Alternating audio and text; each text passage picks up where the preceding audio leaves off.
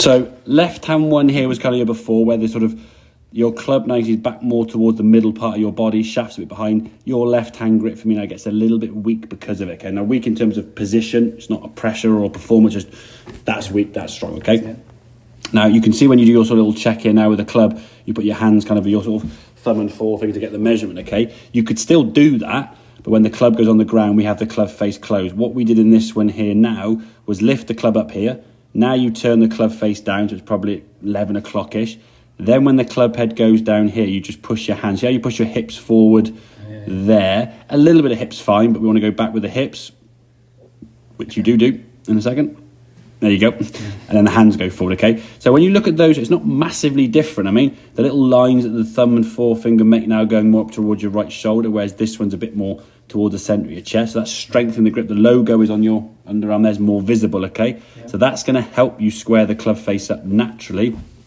And as a sort of checkpoint, we want to be getting that and that pretty much in a straight line where you've got it, okay? So you're looking for like a lowercase y. What you often do now is get a bit sort of capital Y with the club more in the middle. Probably more so with your woods, because you think, oh, I've got to hit up on the ball or handle behind the ball. You handle the clubs always towards your left thigh more, yeah? Okay. Always want to have the handle here, setting up there. It's a chip shot, a 7-iron, or a 3-wood, even a driver, yeah? Exactly the same position there with your left hand.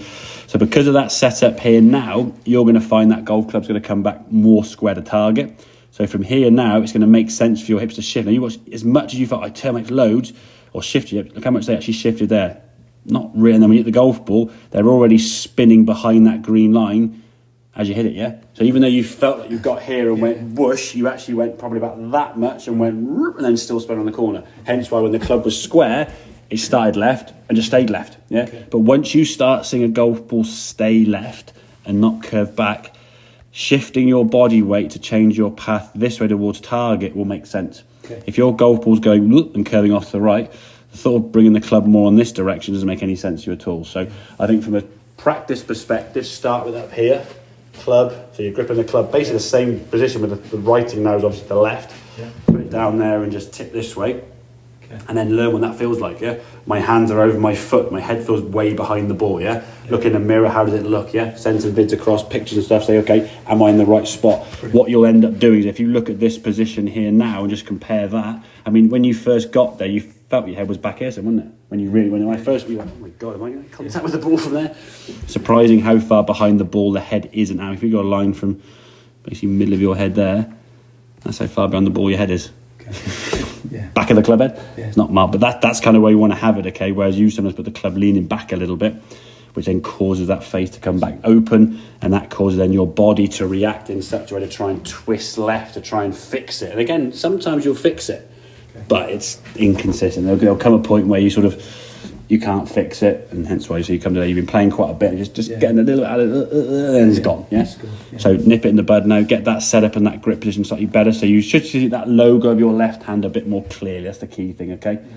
And if the handle's by... The thing is, if I hold the club here now, just your left hand only, put that in your left hand there now, okay? If I said, try and see the logo of your left hand, it'd be very awkward for your elbow to bend in that way, wouldn't it, yeah? Now, if you let go of the club and do the left hand again here, now see your logo, it's so much easier, yeah? So when the handle is sat here by your left thigh, it's a lot easier to grip it neutral, yeah? If the handle gets back here, your arm's like, now I want to go underneath there, you see, yeah? And you see wearing on your glove in here somewhere, where you grip it a bit high in the palm. So, okay, mate? Yeah, perfect. So you're gripping it a bit more kind of forward lean with everything, yeah? Okay, mate? Perfect.